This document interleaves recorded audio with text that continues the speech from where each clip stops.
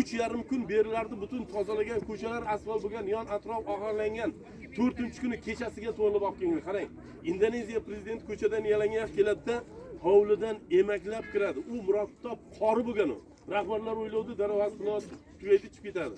Yozdi kuni tun qisqa, qori traktor sveti yordamida to'k bo'lmagan u paytda. Traktor sveti yordamida tong otguncha sheda yig'lab Qur'onni o'qiydi. Tong otib xaroba joydaligini ko'rib yig'laydi musulmonlar. Shunday buyuk muhaddisning qabri abadiy she'rlarda qo'nim topdimi? Beringlar, men olib ketayin. Qancha kilogramm qabr tuprog'i bilan olsam, agar tuproq tonna bo'lsa, vatanim hisobidan men sizlarga tonna tilla beraman deganda, O'rta Osiyo muftiysi bo'lgan. Mana shu yerda bo'ladi. Ziyovuddinxon Boboxonov Toshkentlik bo'lgan.